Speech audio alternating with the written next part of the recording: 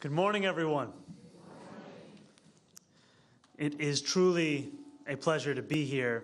And I want to say thank you so much for your introductory remarks. Before we speak about the Weeksville Heritage Center, I want to share a few words about my recent visit to the White House. Yesterday, I did something that I am truly reluctant to do. I left New York City. I traveled down to Washington, D.C. to meet with President Trump in the Oval Office. I have said time and again that our city faces an immense affordability crisis. It is felt by residents here in Weeksville, across Brooklyn, and across the 5 boroughs of the city that we all love and call home. And it is felt whenever New Yorkers try to find a place to live, go grocery shopping, put their kids in childcare, or even take public transit. Addressing this crisis was the focus of my meeting with the President. I proposed working together to build more than 12,000 new homes in our city, which will be the single largest housing development New York City has seen since 1973. The President was interested in the idea, and I look forward to the ensuing conversations about how to build more housing in a city that doesn't have enough of it. We also discussed the immigration cases I know are front of mind for so many New Yorkers. I shared my concern with the President about ICE's detention of Columbia student Elmina Agayeva yesterday morning, as well as the detention of 4 additional New Yorkers in relation to the university: Mahmoud Khalil, Mohsen Mahdawi, Yunseo Chung, and Naqa Kordia. I asked that their cases be dropped. I'm grateful that shortly after our meeting, the President called me to inform me that Elmina would be imminently released, and indeed she was. Thank you. Mayor, welcome back. Thank you. You described your meeting with President Trump as productive. In what sense was it productive? And I also want to ask you whether naming the finished product actually came up. It was a productive meeting in the sense that after our first meeting in the Oval Office, one of the topics of conversation that we focused on was housing. Housing, not only because it was the foremost and continues to be the foremost crisis in New York City, but also because it's a place of immense interest in this moment across the political spectrum. And I knew that leaving that meeting, it was my responsibility to return with tangible proposals for what a partnership could look like in building exactly that in New York City. I'd stood with the President looking at a portrait of FDR the last time I was in the Oval Office, and I had shared the fact that who I believe to be the greatest mayor in New York City history, Fiorello LaGuardia, so much of his success was tied to his partnership with the federal government and how that could continue to be a model in the years to come. And so in working with my team, we sought to answer the question of what could it look like to bring that kind of partnership back to New York City at a scale that's needed to address this crisis. And so we put forward a proposal to build more housing in a single project than the city has seen since 1973. More housing than you would get combining Hudson Yards and Battery Park City together. And not just housing, but also parks, also childcare, also hospitals, an entire new neighborhood.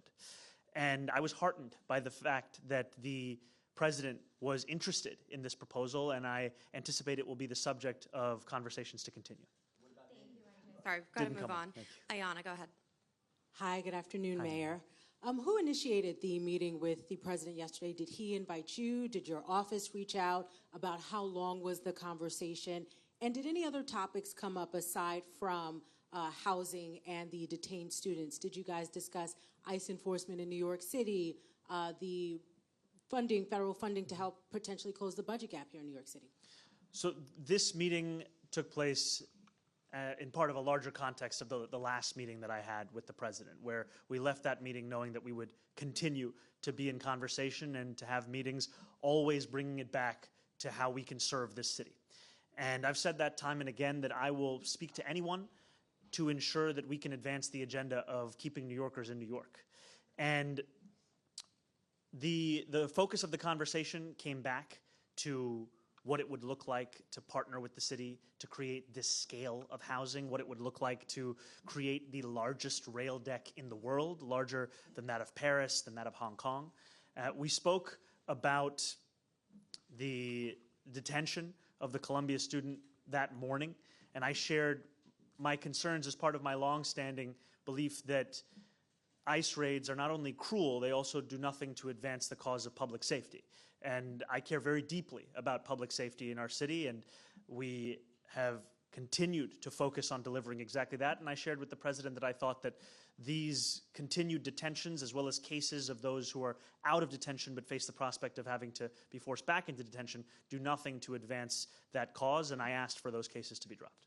Thank you. Melissa, go ahead. Hi, Mr. Mayor. Hi, Melissa. In the latest Department of Homeland Security press release last night or statement, they seem to imply that the intention was not to detain Eli Agayeva, that they just released her because she's been placed into removal proceedings. And I'm just wondering, during your advocacy with President Trump, what do you think the winning argument was? And did they reverse course? All I can tell you is what happened, which is that I shared directly with the president a list of names of Columbia students and those who've also been detained because of their activity on Columbia campus, and that these actions do nothing to advance the cause of public safety. And I asked that these cases be dropped, and the president said that he would look into it. Soon after the meeting, I received a phone call from the president saying that he was going to imminently release her. Thank you. A few of them are Columbia students. One of them was detained on the basis of her being present on Columbia campus at a protest. Thanks. We'll go to Henry, and then we'll go to Sahaley. Thank you, Audra. Hi, Mayor. Welcome back. Hi, thank you. Back to the housing proposal. Yes. What assurances did the president give you that he would follow through, especially given that he has worked to actually defund some of the major infrastructure projects of the tri-state area? And why bring this one forward when it's so cost-intensive to cover the rail yard? Could billions not be used better to build more housing elsewhere?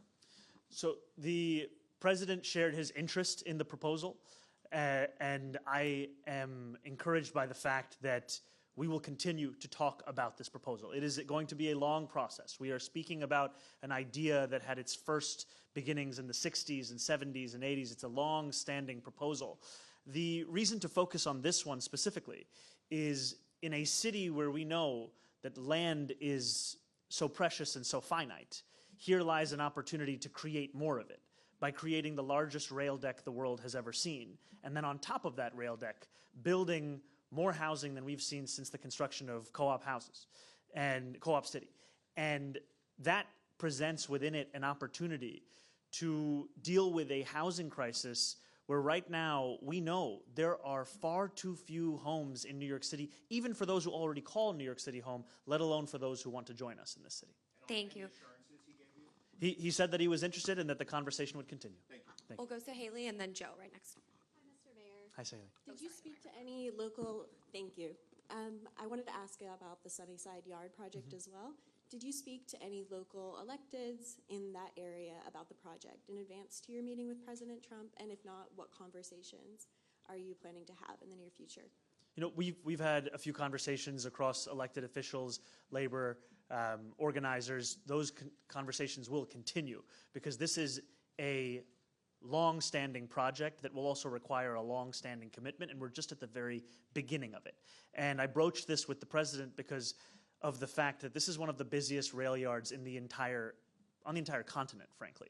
And the city cannot build on these rail yards without the approval and direction of the federal government. It will also require the federal government shifting a few policies as it pertains to bond caps and risk sharing, all of which are impossible for the city to do on its own. Thanks. Thank you. Joe, go ahead, and then we'll go to Inside Edition. Hi, Mr. Mayor. How are you Hey, doing? Joe. How's it going? Sorry. I was looking for you. I'm here, not on the floor, Thank in the you. chair. Yes. Could you tell me how the meeting came about, who approached who, and when? And I was also wondering if you can explain a little more broadly, you know, on the campaign trail, you had a very different posture saying you would be kind of the president's worst nightmare.